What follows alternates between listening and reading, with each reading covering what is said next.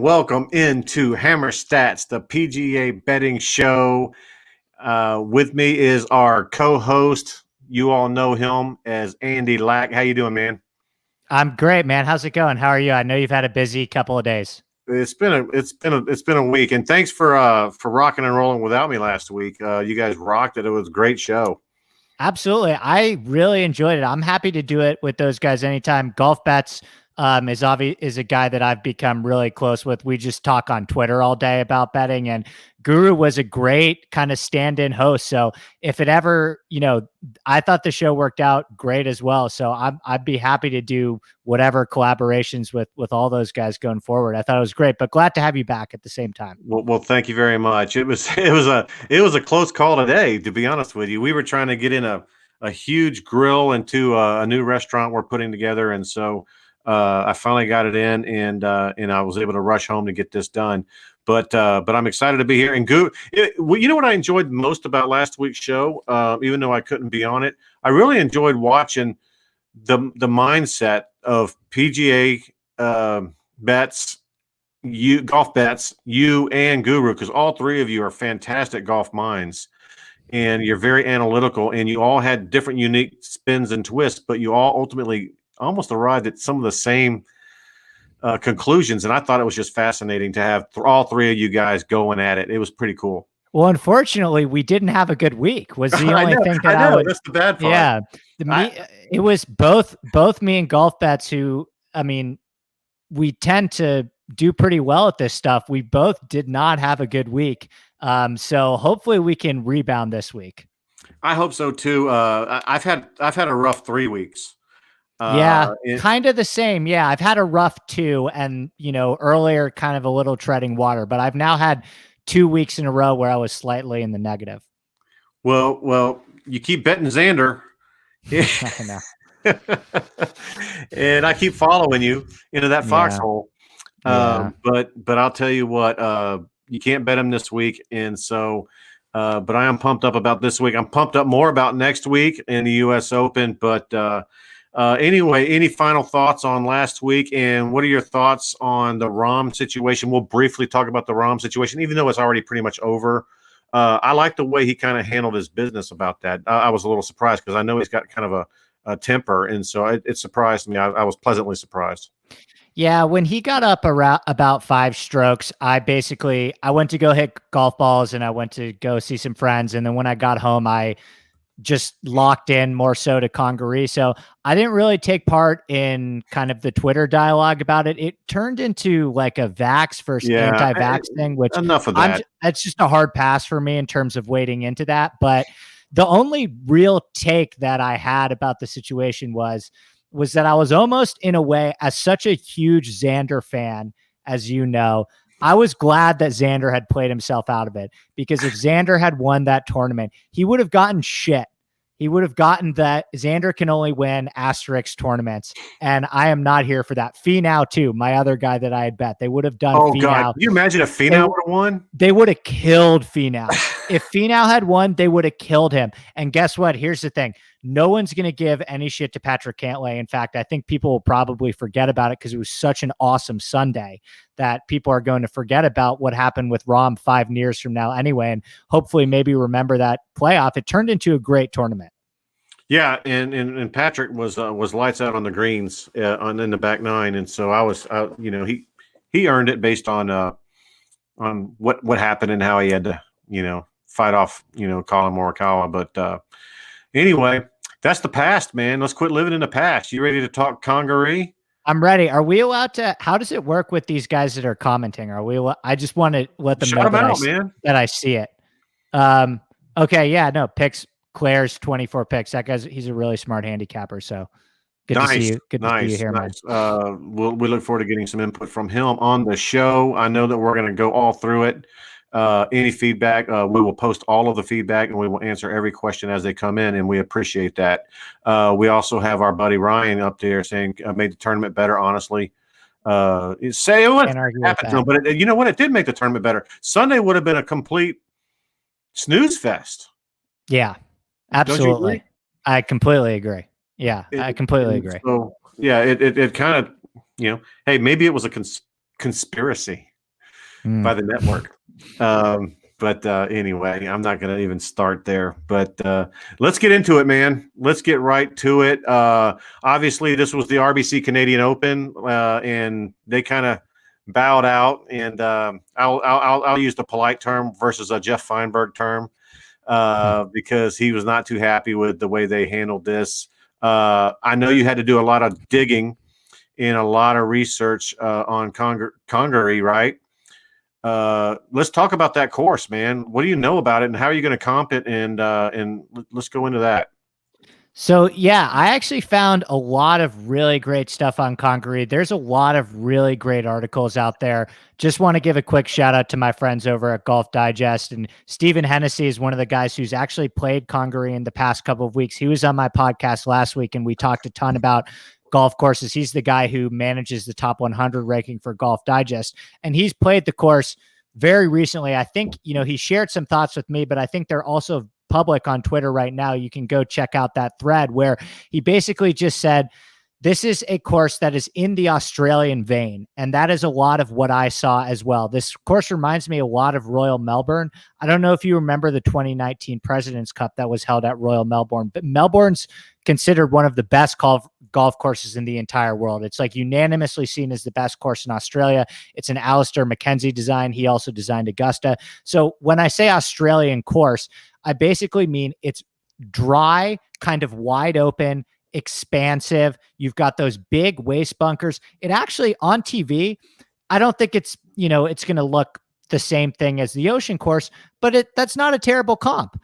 You're going to get those kind of wide open, dry, firm and fast fairways with these kind of very expansive waist bunkers that they're not like the regular bunkers that you see. And so around the greens, you're basically either in the sand or it's a situation where you can putt. Yeah. And do you see a lot of folks pulling out the flat stick for that? Yeah, absolutely. A lot of the articles that I read now, of course, you have to take some of this stuff with a grain of salt because, I'm reading these articles by these regular Joes that are going to play Congaree. So they'll say things in their articles like Congaree has the most undulating green complexes I've ever seen.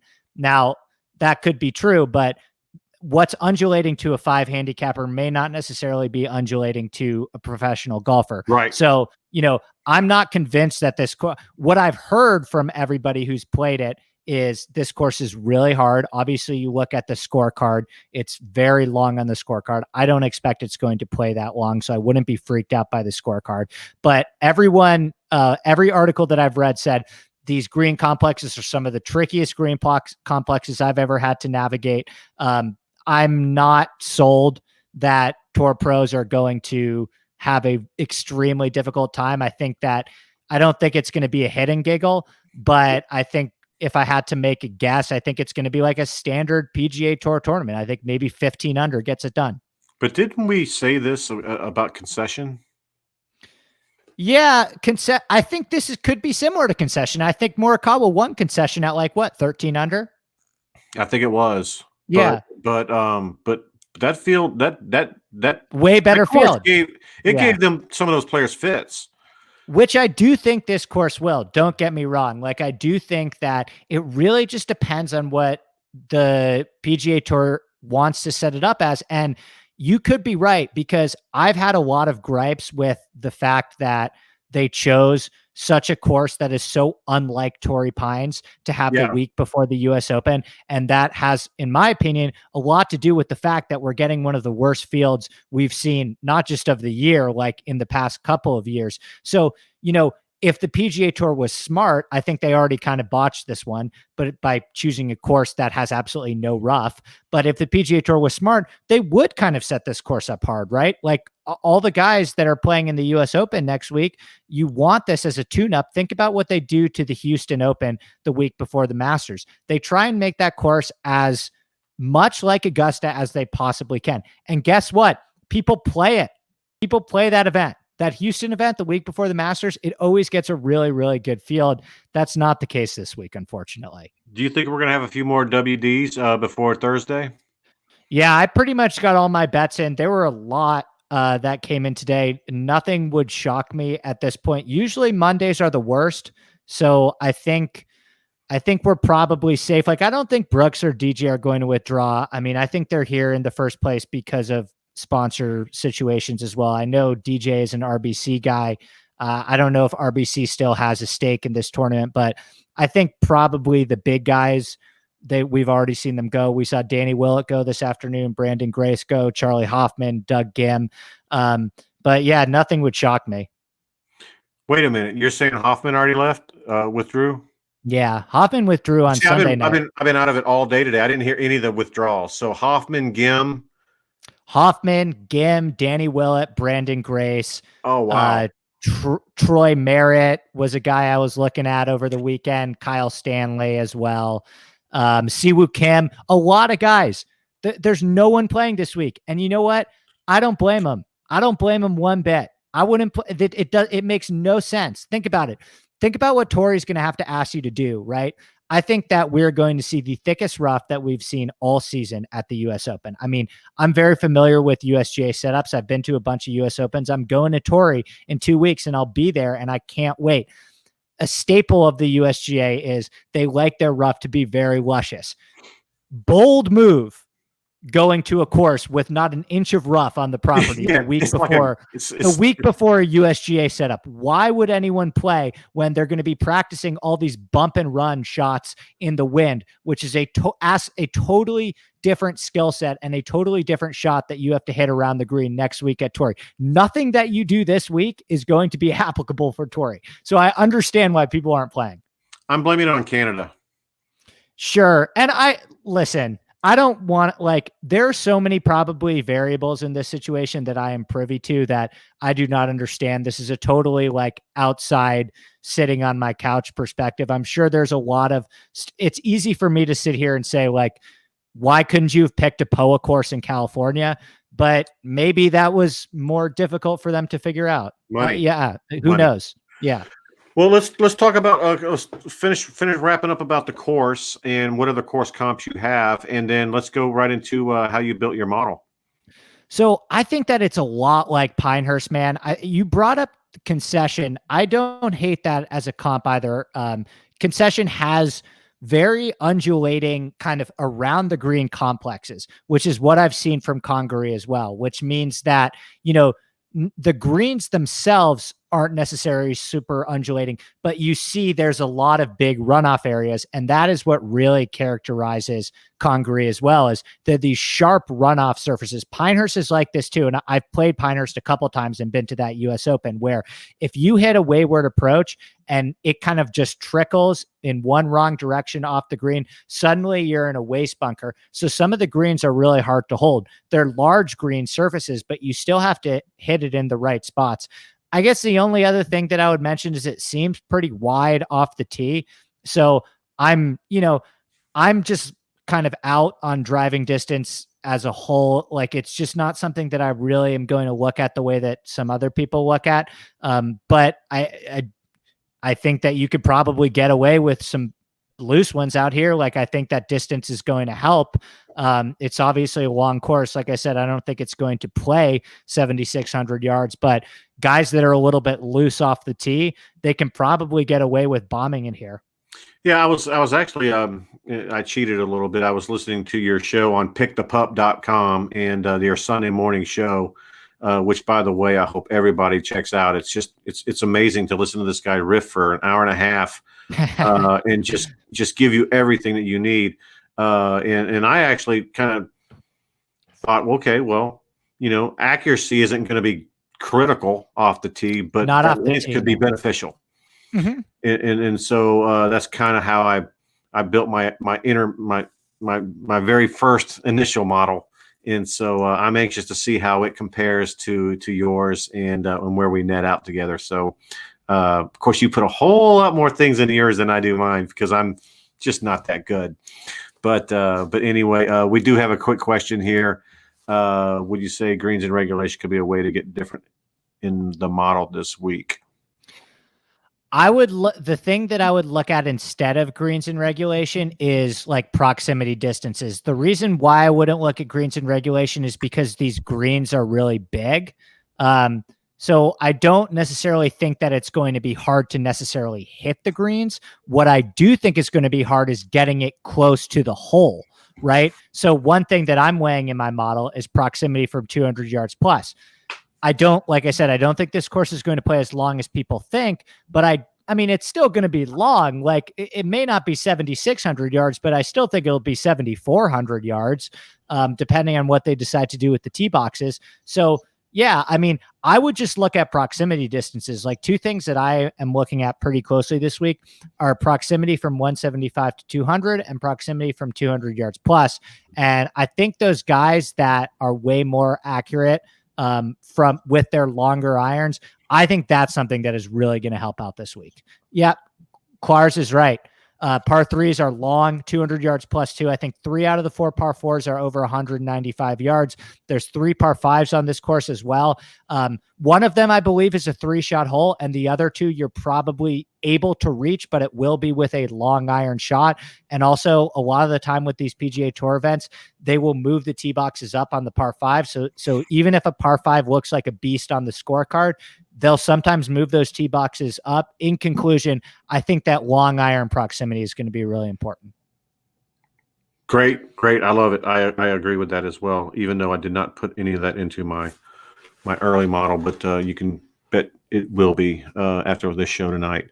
Okay, so let's talk about your model. What are your key stats, key metrics?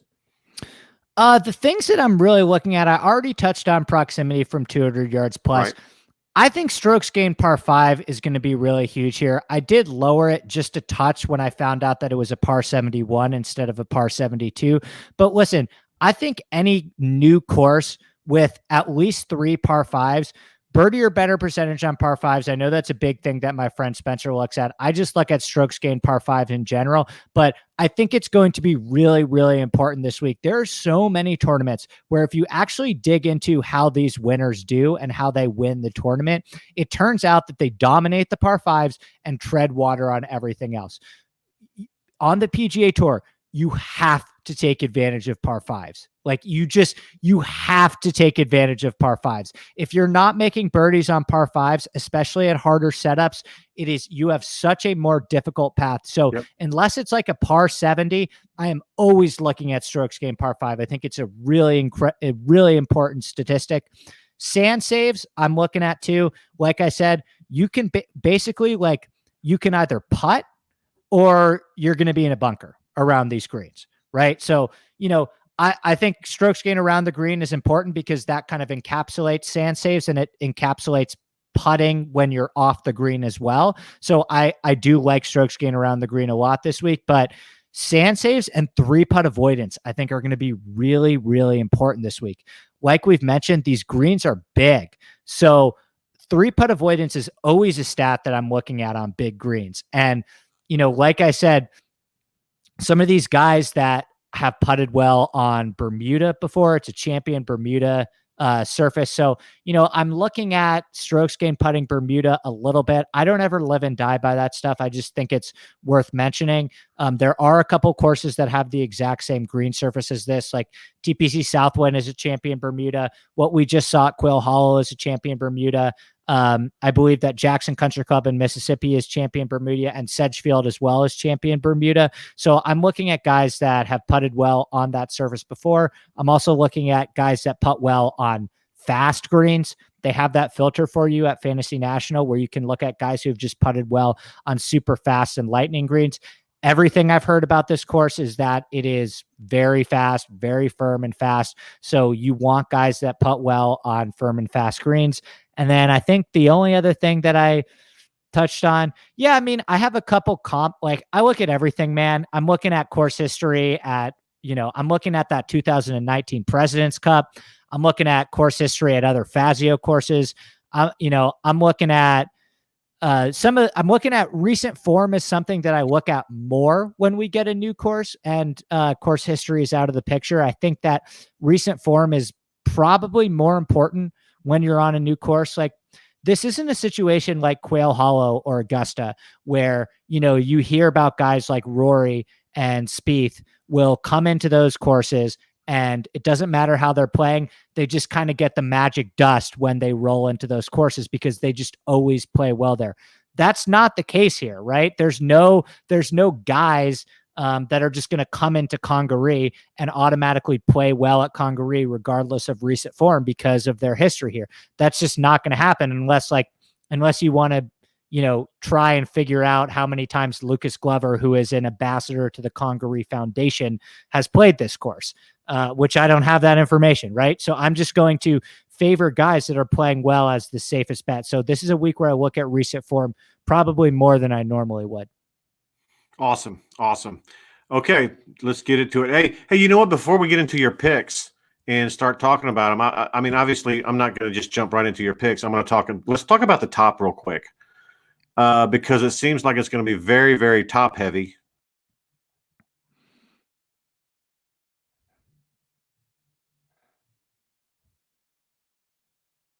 Did I lose you for a second?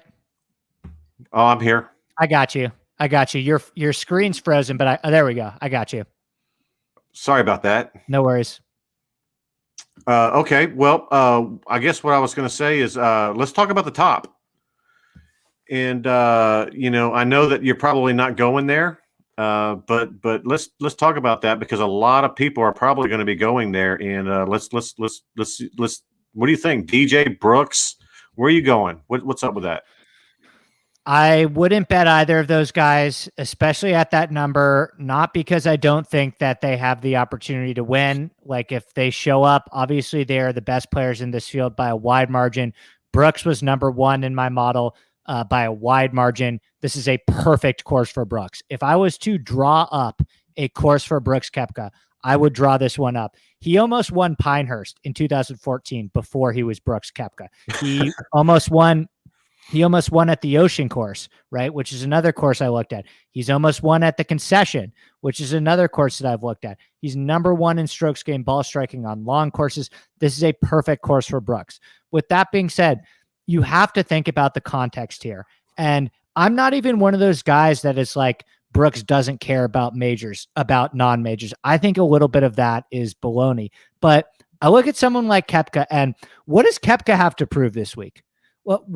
Like, I understand that he's playing this tournament because it's important to continue to get reps in before the U.S. Open. He doesn't play very often, so he has to play. I mean, he's not going to go major to major and not play it all in between. But what does Koepka have to prove this week? If Koepka shoots back-to-back 80s, is that going to change his public perception or his number at the U.S. Open? No. We learned that lesson. They hung a 50-1 on him at the U.S. Open because he missed the cut the week before at the Byron Nelson, and everyone said he sucked, and everyone said he couldn't walk. And outside of a phenomenal all-time performance from Phil Mickelson, Brooks Koepka damn near won that tournament when he couldn't even crouch down. It does not matter what Brooks Koepka does this week. He has nothing left to prove. Like I said, he could shoot back-to-back 80s, and people would still bet him at the U.S. Open, as they rightly should. He is 14-1 right now, I'm seeing on FanDuel at the U.S. Open. He could withdraw after 2 holes, and I don't think that number would change. So with Brooks, I think he's going to play well, right? It's a perfect course for him. It wouldn't be surprising to me if he won, but I don't see any reason to bet Koepka at 9-1. Koepka's and I'm just getting into like the strokes gain motivation stuff here now, but Koepka's flying high right now, man. Like, let me ask you a question. Social media game is strong. Yeah, with the Brooks Bryson thing, what would you say, like pie chart wise? Like, are more people Team Brooks or Team Bryson? Brooks. I don't think it's close. I don't think it's even close at all. So Brooks is like, he's flying high right now. Brooks is on top of the world. Buying beer. He's buying beer. He's on top. I like Brooks when he feels slighted, right? Like I like Brooks at Phoenix when he's 55-1 and no one thinks he can win. I like Brooks at the PGA Championship when he is 55-1, and nobody thinks he could walk. So I don't. It's a no for me on Brooks. I got it. You know what? At that number, and yeah, I'm with you. I'm with Clark's 24 picks as well. I'm a big fan I'm a Florida State guy. I've been following Brooks for a long time. I think he is one of the top 5 players in the world, and he can beat anybody at any point. But I don't see I think the spot is bad. I agree. It's an easy pass. I'm not going near Brooks either. Now, you know what? I'll probably have him in a few DK lineups, but as far as actually outrights, nah, I'm not going to fool with him. What about DJ? What are you thinking about DJ? I think I'd probably rather bet DJ than Brooks because I think this week is more important for DJ. I think that, if DJ plays badly this week, I think that will sound some alarm bells for a lot of people at the US Open, right? Like, I think if, maybe. I mean, DJ has not played well here for a string of tournaments. He has 0 top 5s this season. The last time he finished in the top 10 was actually at Riviera back in February when he finished 8th. And he's really not been striking his irons that well, too. So I do think that DJ has more to prove here. Like, I think both of these guys are going to play well. I don't think either of them are going to miss the cut or suck by any means. But, you have to, for me, if I'm going to bet a guy at 10-1, or 8-1 in this case, man, I have every single box needs to be checked for me right now. And DJ's recent form hasn't been great. And I just worry about like how much is he trying to win this tournament? I think if I was betting a matchup, I would bet DJ over Brooks, but I can't consider him for an outright. Right. That's a good point too. Like, I'm not saying that DJ at 8-1 isn't a fair number because listen, if DJ decides to show up, he could, this tournament could be over on Thursday. He has won tournaments by 13 strokes in the FedEx Cup playoffs less than a year ago, right? It's just how much is DJ going to show up is the question. Like, right. He was plus 400 at Pebble Beach. Yeah, I haven't seen anything out of him. I no signs of life at all. And I don't. Is it me or is it since what tournament was it where they were playing and what's his name got onto him about tapping in? Who was that got onto him about tapping in? Oh, that was a match play. That was Kevin Na. Yeah, Kevin Na. You notice DJ hasn't played worth a damn since then. I don't know. It just seems kind of weird, but yeah, he hasn't been himself. Now I will say this: if DJ shows me something statistically, right, like this is my ideal scenario for Dustin Johnson is maybe he finishes like 35th or whatever, but he loses a bunch of strokes putting and he actually hits the ball really great. So the public perception heading into the US Open, if you don't look at the numbers, is DJ's doing nothing. He just finished 35th in a weak field. But if he finishes 35th in a week where he actually hits his irons really great and loses like 4 or 5 strokes putting, that I would definitely be interested in DJ in that sense. I just need him to show me something more ball striking. DJ is a guy that DJ routinely, when he was on that run at the end of 2020, he was gaining over 4 strokes on approach routinely. And he's not doing that at all right now. So I just need to see a little bit more with the irons out of him. Yeah, I agree with that. And I'm so big on recent form that it's just such a big factor for me. And so, and I just don't see any of it. So I'm really not liking the top. Who are you liking, Andy? I'm starting my card with Sungjae M at 20-1. Now, I don't expect Sungjae to be very popular this week. In fact, I shouldn't say that I rarely bet players that end up being popular because I always feel like whenever I bet Xander, that train gets going and way more people bet Xander than I end up thinking. But, what I'm seeing with Sungjae M is, I look at a player like Sungjae and I know that he's missed 2 cuts in a row on the number, right? But I did a little bit of research on this and I looked at all of the times that Sungjae M has lost strokes on approach. He's lost strokes on approach about, I'll just go through them real quick right now. So dating all the way back, this is going back 6 months now. He lost strokes on approach at the Houston Open, came back the next week and almost won the Masters. He lost strokes on approach at the Sony Open, came back the next week and gained 3.1 strokes on approach at the Amex and contended. Lost strokes on approach at the API, came back the next week and gained on approach at the Players. He lost a ton of strokes at the most recent Masters, came back the next week and gained 3.5 strokes on approach at the Heritage. He lost 3 strokes on approach at the Wells Fargo, came back the next week and gained strokes at the PGA and played well there, finished top 20 there. So I look at a player like Sungjae M, right? And, you know, normally if somebody's losing strokes on approach, I will run very quickly in the other direction. But when you dig into it with Sungjae M, he is such a volatile player. And I have not bet him a lot because of his volatility is so scary for me. But I'm actually really trying to embrace that volatility with Sungjae, because if you dig into it, like if Sungjae hits his irons all right, which he tends to do in a week after hitting them badly, like he is a player that could absolutely win this tournament. He's second in good drives gained. He is number 2 in approach from 200 yards plus. We talked about how important I think that's going to be. Sungjae is number 2 in that. And so despite the irons being shaky, he has maintained one of the best long iron players in the world. And we talk about Bermuda with Sungjae, and it's like Sungjae is the guy in Florida. Everyone loves Sungjae. They want to play him in Florida every time he's on Bermuda. Like he's on Bermuda. Like he's on Bermuda right now. He's 21st in this field in strokes gained putting on Bermuda. He finished 1st and 8th at the Honda on Bermuda, gained 6 strokes putting, 1 stroke putting, finished 2nd at the Sanderson Farms on Champion Bermuda, 3rd at the API on Champion Bermuda. Actually finished 3rd twice at the API on Bermuda, 6th and 9th at the Wyndham on Bermuda. I'm literally looking at it here. Every single time he's on Bermuda, he gains nearly 3 strokes putting on average.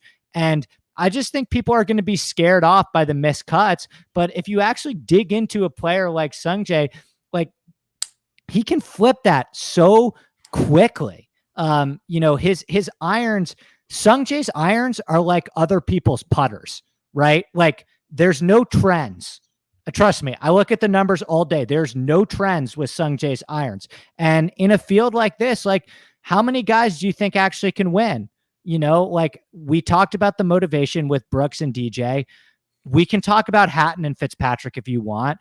Like Sungjae can win. Sungjae can win this tournament. It's a really weak field, and I love that no one's talking about him. That makes me so happy. Well, you know, the conspiracy theory is he hasn't been the same since he bought a house. When he was going from hotel to hotel, he was grinding and playing better last year. He bought a house this year and hadn't been the same. So I don't know. I just like stirring up stupid stuff. Listen, man, I look at everything. I did not consider that angle. It's just we kind of kid about it, and we also call him Sebastian. But we kid about him on the Tuesday night show, closest to the win. He comes with concerns, and I don't necessarily believe that he's going to be popular. He does come with concerns. I think people will look at the approach games and even just the idea of betting someone at 20-1 in this tournament. I totally understand if that's not your vibe. Like I know a lot of smart handicappers that are just completely taking this week off. So, well, you know what? It's not a bad way to take off because the whole field is volatile based on everything that you're talking about. A unique course. There's so many different angles to take a look at. You know, save your money and bulk up for next week. And I know you're already rocking and rolling on next week. Who are some of the other guys that you really like? You got M at 20-1. Yeah. So the next guy that I bet is Varner at 50-1. And Varner is another player like Sungjae where you got to do the legwork on some of these guys, because a lot of the time when they have a bad iron week, like Sungjae and Varner did at the Memorial, they actually bounce back and have a really great iron week. At which, you know, I normally think of that's only happens with putting, but for certain players like Varner and Sungjae, who are just proven ball strikers over a larger sample size, they bounce back really strong. So Varner is another guy. In 9 starts in his last 16 months, he's lost strokes on approach 9 times. He's a really good iron player for the most part. That's not a lot of times losing strokes on approach. In the following week, he's averaged 2.09 strokes on approach the week after losing strokes on approach. So Varner bounces back really quickly. And like, you know, we talk about a lot of these guys, man, you know, I'm really squeamish with betting a lot of these guys at some of these numbers. And I look at someone like Varner, and I know that he hasn't won, but you know, Varner's contended in a lot of tournaments with really, really good fields. He was in the final group of the 2019 PGA Championship with Brooks Koepka at Bethpage. Now, he shot an 81 on that Sunday, but you know, he got himself there, right? A lot of people that we're talking about this week didn't even qualify for that tournament. Yeah, you know, he's contended at Riviera before, he's contended at the Players before, he's contended at FedEx Cup playoffs events before. Like, I think Varner is a little bit of a class up than some of these players. And you know, I wouldn't have blinked. Varner's a popular guy. A lot of people really like Varner, and a lot of time Varner is really overpriced. I think that 50-1 is a really fair number on Varner. I like it. I thought he was going to be 33-1 and a very chalky pick. I wouldn't have bet him if he was 33-1, but I saw that 50 on Varner and the 33 on Noren. I thought those guys were going to be reversed. But I was surprised to see the 50 on Varner. I think he's a really good player and he could win this week. Well, you know what? It's funny you say that because he is number 2 at 8,500 on DraftKings in this field for my model. And that includes 13th in approach in this last 24 rounds, 12th around the greens, 8th in ball striking, 23rd in distance. Believe it or not, that's sneaky good. Yeah. And 13th in birdie or better. And so I'm like, yeah, I like what I see, and you just breaking all that out really 50-1. Yeah, I think I'm going to jump in on that one. Yeah, absolutely. And I mean, he's really good, really good on Bermuda. Like, he's played really well at Sedgefield before. He's played really well at Jackson Country Club. So yeah, I'm good. I like Varner a lot. I think it's a really good number on him. Awesome. All right, so we got M at 20. We got Varner at 50. What other surprises you got for us? I know I hadn't seen anything under 20, so this is pretty interesting. You're going down deep, aren't you? I find guys that no one seems to like except me. I can get. So there's one guy that I've bet at 60-1, 2 guys that I've bet at 75-1, and 1 guy that I've bet at 100-1. Those guys, I'm not sure if they can win, but I'm going to hedge that with finishing position bets on them and top 40 bets on them. I think they're all going to play well. I'll just touch on all 4 of them quickly because those are all the guys that I have. I have Varner at 50, Sungjae at 20, and then I have 1 guy at 60, 2 guys at 75, and 1 guy at 100, and that's all I'm betting in terms of outrights. I'm betting Brandt Snedeker this week at 60-1, and I know some people are going to count him out because he's not long. I think that would be a huge mistake. Like, you know, I said the exact same thing about the Ocean Course, right? And look how many people at the Ocean Course that weren't long popped up at that leaderboard. I know that Phil won, but that was like an all-time performance. Look at like the leader. Yeah, look at the leaderboard in totality. Distance did not matter as much as people think because it was so firm and fast, and it never played 7,600 yards. They pushed the tee boxes up all the time. So I think that Snedeker, you know, he is. We talked about par 5s. Brandt Snedeker over his last 36 rounds is number 1 in strokes gained par 5s. Now, I tried to figure out why that is. Like, why is a player like Brandt Snedeker that is not a very long player and probably has like 4 or 5 irons into par 5s so good on these par 5s? He's a pretty good long iron player, and he is so good around the greens. He is unbelievable around the green. So what probably happens is he keeps the ball in play off the tee too. So he probably hits the ball in the fairway. Then he hits a long iron approach or a 3-wood anywhere close to green, and he just gets up and down and he makes a ton of birdies.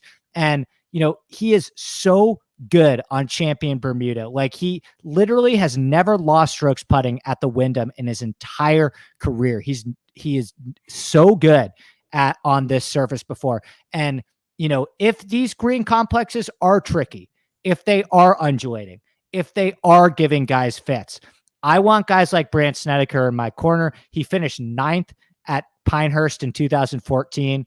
I think Pinehurst is the best comp course, and Snedeker finished 9th there.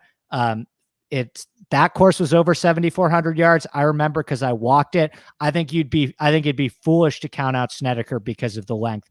I don't know if he's going to win, but 60 is a really good number for a guy with that kind of. I'm betting him in the finishing position market as well. I think Snedeker's a really smart play this week.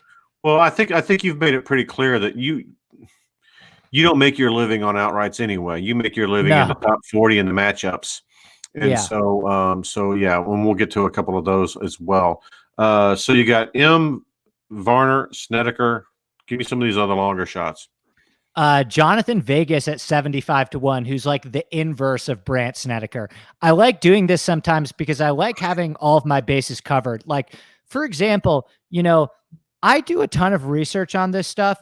I always acknowledge that I could be wrong, right? Like all of the things that I think about this course, it's all just conjecture. I'm doing it based on looking at a ton of articles and looking at a ton of comp courses. Maybe this course is an absolute beast, right? Like maybe this is the type of course where they do decide to stretch it out to 7,700 yards and guys like Brandt Snedeker can't compete there.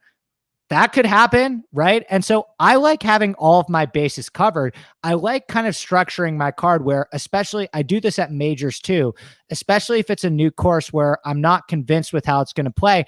I like trying to pick different players that, if it's really hard, it could play into this guy's hands. If it's really easy, it could play into this guy's hands. And Jonathan Vegas is just like an old school big bomber. He's like fifth. He's just like fifth in driving distance. I think he's first in strokes gained off the tee. Every single time that he goes onto a big and wide open course, he just lets the driver loose and bombs away. He finished 9th at TPC Craig Ranch. That was a hit and giggle, right? It was completely wide open fairways. Who knows? Maybe this course is easy, and if it plays like TPC Craig Ranch, that's good for Vegas. Obviously, you get a little squeamish about the short game and putting, but the thing about Vegas' short game putting is he's actually pretty good at 3-putt avoidance, and he's actually pretty good out of the sand too. So I'm not convinced that Vegas is really even going to need to chip that much. He's just going to need to hit bunker shots if he misses a green, which he's not bad at. And he's pretty good at lag putting as well. I believe he's 35th in 3-putt avoidance over his last 36 rounds. So I really like Vegas. He's 12th in my model. He's 3rd in his field in the last 24 rounds in driving distance and 4th in ball striking, believe it or not. And so, damn. Yeah, I love Vegas this week. Wow. Golf bet, he's on him too. Oh, really? We love Vegas this week. We're going to have to get him on for the U.S. Open show next week. Absolutely. Anytime. Yeah, he'd do it in a second. I just ask him. Yeah. Awesome. Let's do that. All right. So Johnny Vegas, you said you had another 75, or you went right to 100? I've got one more guy at 75, and then we'll touch on the guy that I bet at 100. This is a deep dive guy. I bet CT Pan at 75-1. Hear me out. So CT Pan is the only other player besides Sungjae M to play in the 2019 President's Cup at Royal Melbourne. Now, this is not a reason to bet CT Pan on its own. I just think it's interesting. I just think it's interesting to mention, right? But he went 2-1 in that President's Cup.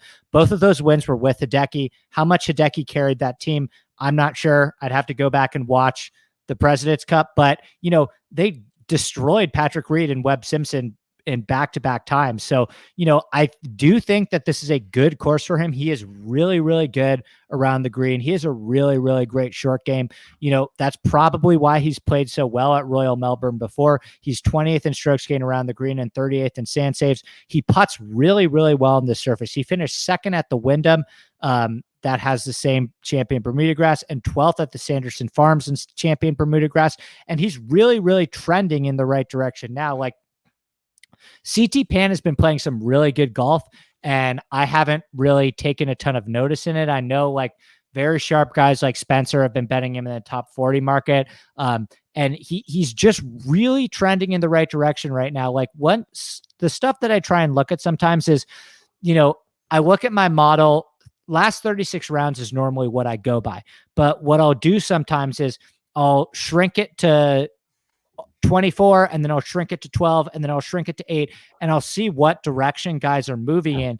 And each time you shrink the sample size with CT Pan, he's trending in the right direction. He gets better when you go to 24 rounds. He gets better when you go to 12 rounds. And of course, where recent form is going to be so important, I want guys that are doing that. So I'm looking at CT Pan. Listen, he's won a tournament before. He's like, there are a lot of guys in this range that have never won before. CT Pan won the Heritage like a year and a half ago, right? So it's not like inconceivable that he could do that. He finished third at the Honda on Bermuda like 4 weeks ago. I know he's not like a flashy name or anything, but I think CT Pan's like a really, really, really sharp play this week in like Draftkings or finishing position or anything like that. And I know he's not going to be popular at all. Yeah, he's I love it because once again he's top 30 in my model. He's 28th, but at 75 to 1. Yeah, that's good stuff. All right, let's hear the 100 to 1. Ben Martin, and I would encourage you guys to shop around a little bit with Ben Martin. I've seen him as low as 60 to 1 before, which that I can't get behind. But at 100 to 1, Ben Martin just rates out really well statistically for me. And I don't think that I've bet Ben Martin. I don't know if I've ever bet Ben Martin. But he is 11th in my model this week, and he's trending too. Like, every time I miss out on somebody, like I missed out on Cantlay last week, I try and go back and I figure out, like, what did I miss? Why wasn't I higher on this guy? And the thing that I missed with Cantlay is, like, he was one of those guys that got better as the sample size got smaller, right? And so, like, Cantlay had that awesome PGA, and he was fine in my overall model at last 36. But if you shrunk it to like last 8 rounds, Cantlay was awesome. And I said, show me more. Like, you had one good start, like give me a bigger sample size. Prior to the PGA, you had missed 4 cuts in a row. And, sometimes you just got to play these guys. Right. When they're playing hot. And I look at someone like Ben Martin, he's already great in my model over his last 36 rounds. But if you shrink the sample size to last 12 rounds, he becomes 9th in my model. And he actually becomes the 2nd best golfer in this field over his last 8 rounds. He does a lot of the things that I like well. He's really good at 3-putt avoidance. He's pretty solid across the board, short game and putting. He hits the ball good. He finished 13th at the Wells Fargo recently. That was in a really good field, a much better field than this one on Champion Bermuda. Played well at the Byron Nelson too. I think he's going to play well this week. Can he win the tournament? I don't know. He's won a tournament before. He's won on the PGA Tour before. That happened in 2014. But I think that he is going to play well this week. I love it. And so Ben Martin at 100 to 1.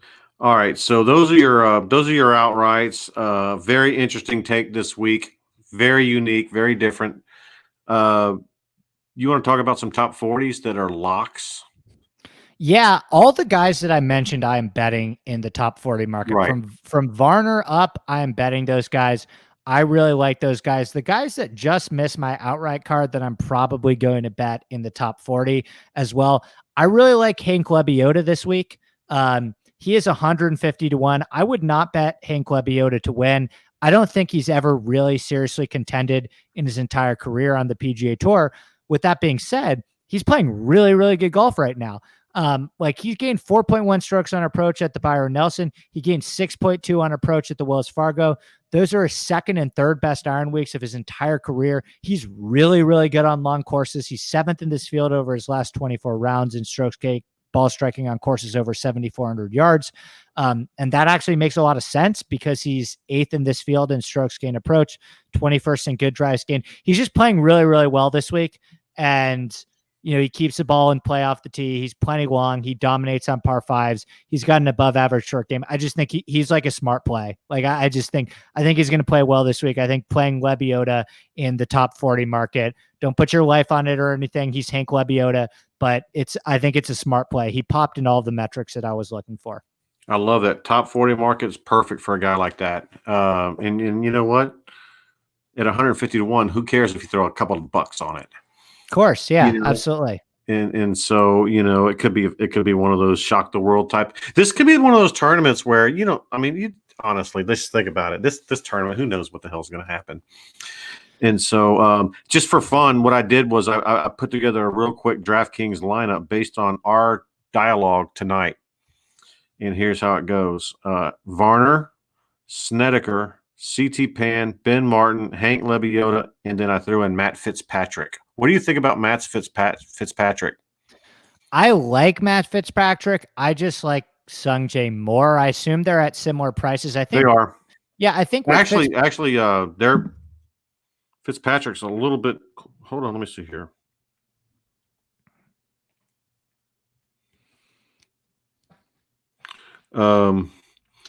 Yeah, Sungjae M is 9.7 and Fitzpatrick's 10.4. So it's a pretty good little difference there. I don't have any I think Fitzpatrick probably should be priced higher than Sungjae M. I think Fitzpatrick is a less risky play than Sungjae M. I'm not sure if his recent form, yeah, I'm not sure if his upside is as good as Sungjae, but I totally understand why he's higher priced.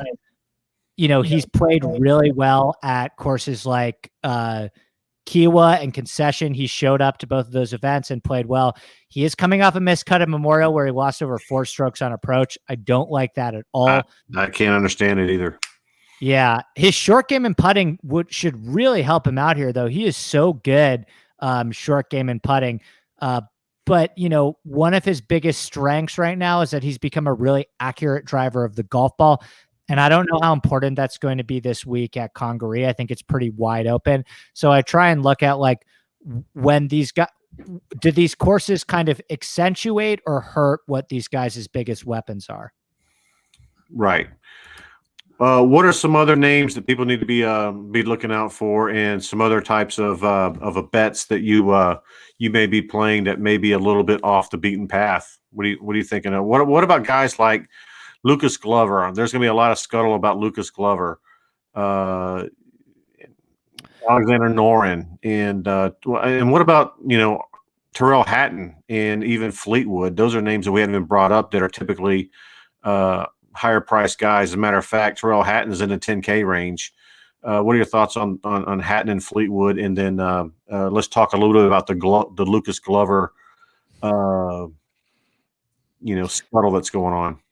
Yeah, I mean, it's so interesting because I'm really working hard to get stronger at DFS. I've really gotten into it recently, and I think the idea of leveraging ownership is always so fascinating to me. I've always been somebody over my entire life that is a contrarian bettor. I tend to like finding players that a lot of people aren't on. It's just how it's always been for me. I kind of have faded the public at all costs generally. I think that comes into play more so in NFL than it does in golf. But at the same time, with some of these guys, it's very interesting to me. So I haven't seen any ownership projections yet already. I use Fanshare Sports for that. They usually start coming out on Tuesday morning. But a lot of what happens with these guys, and I could definitely see this happening this week, is people think that somebody like Lucas Glover, and we can throw Varner in there as well, who still may end up being very popular. People really like Varner, but people end up thinking that guys like Lucas Glover and Varner are going to be really popular. So they think they're sneaky by pivoting to guys like Keith Mitchell and Patton Kizzire. And then those are the guys that end up being the chalk.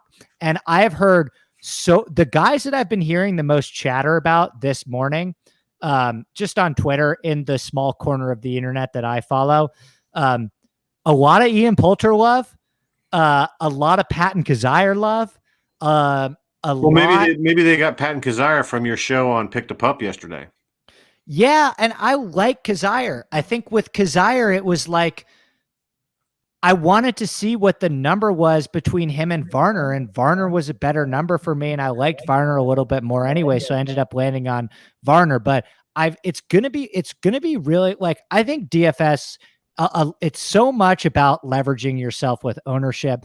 I'm going to be really fascinated to see what a lot of these guys come in at. And, with Noren too, I loved Noren coming into this week. I talked about him on my Sunday podcast. I wish that he played terrible on Sunday Right. in Muirfield Village, but he didn't. And, he has this great Sunday in Muirfield Village, and suddenly he's 33-1. It's just, you have to think about those things and kind of try and weigh the public perception. Yeah, I agree with that. Any thoughts on Hatton and Fleetwood? Yeah, I think Fleetwood's massively overpriced. He has not I think he's always overpriced. Yeah, he is.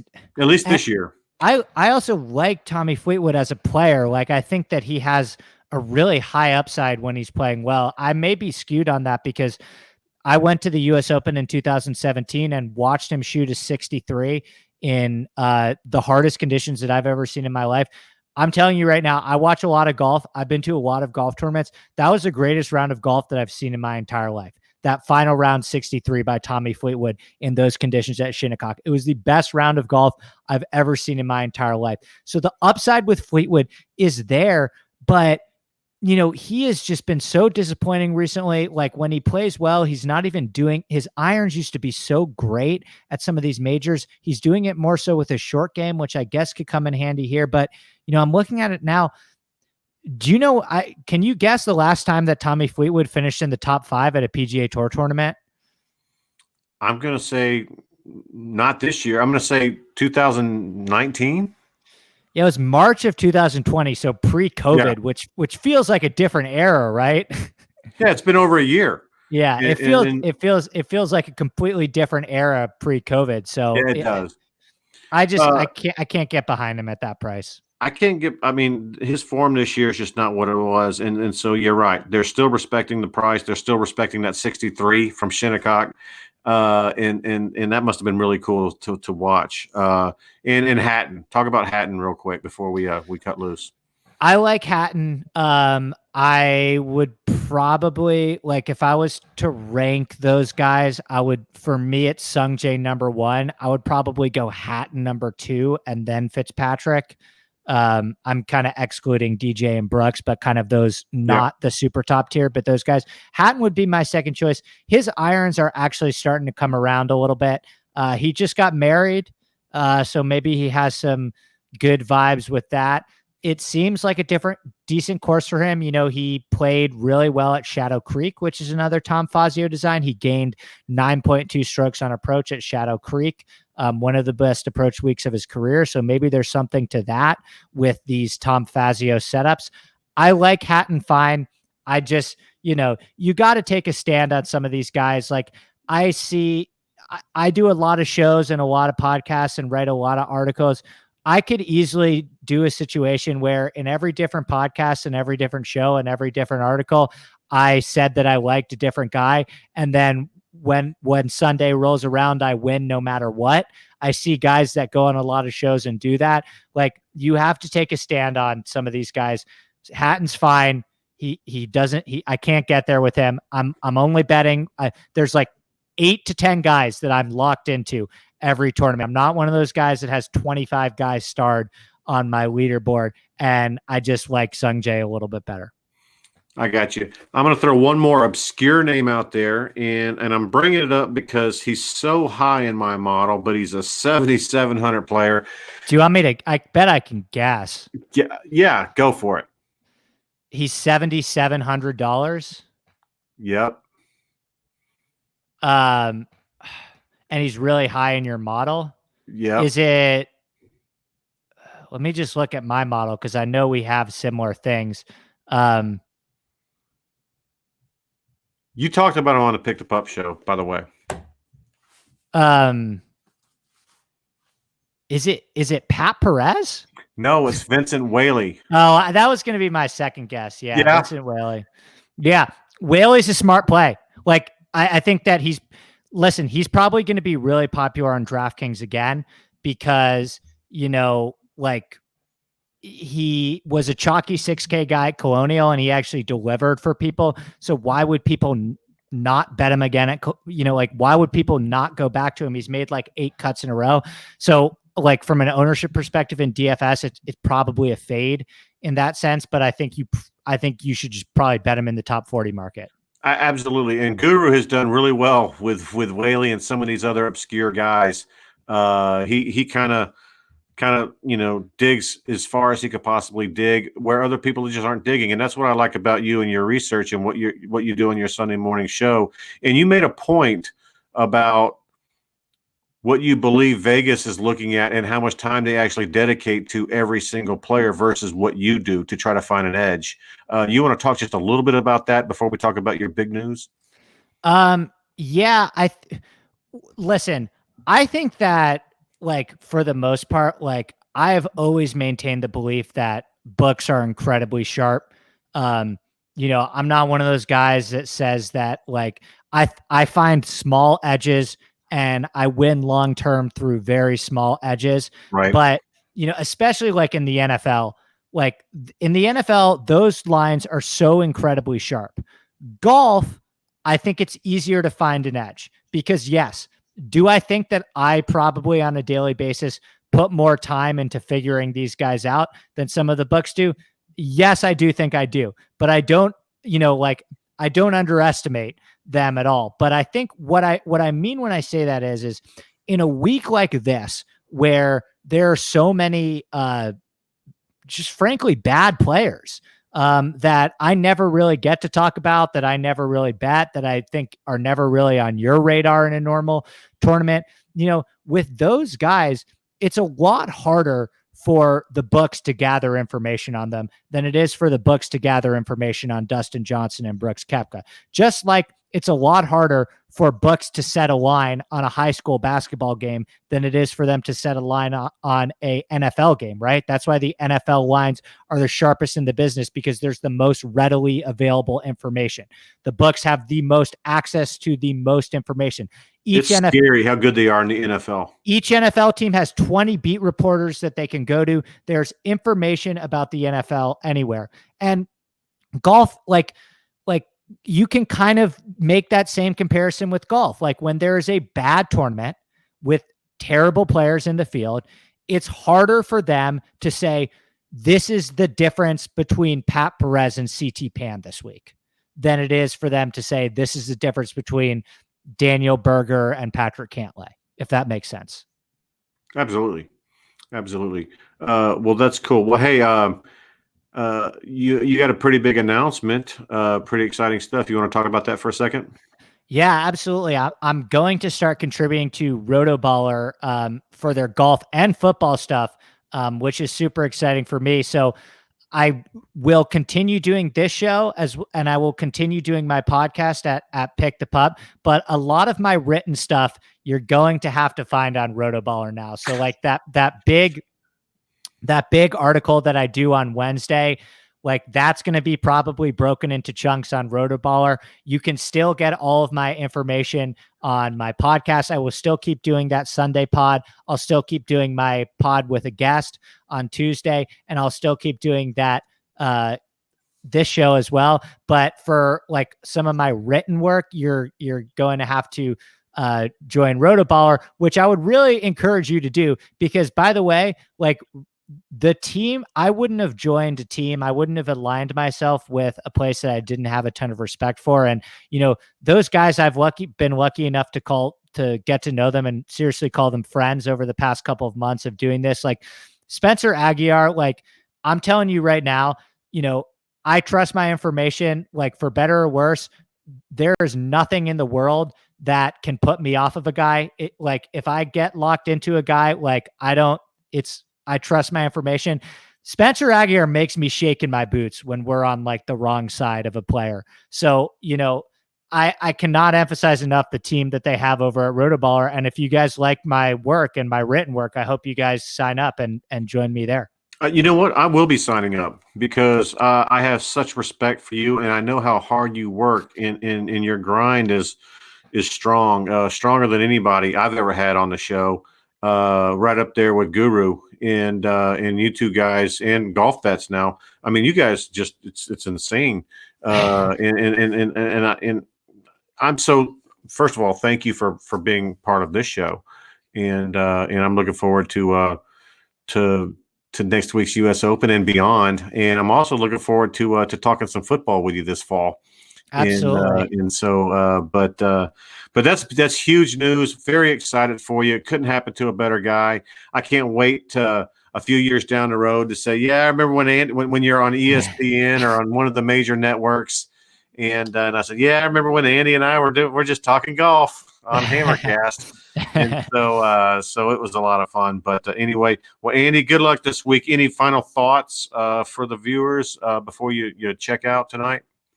No, that would be it. I would just say my podcast. I had Chris Murphy on this week, who is a great writer at the Action Network. That'll drop in your guys' feed tomorrow morning. So check out that episode. And then I got a ton of fun stuff for the US Open. Like, obviously I'm going to start, I'll start my work at Rotoballer this week, but I'll really kick it more into gear at the US Open. And for my podcast, I've got like some really great guests that I'm really excited about.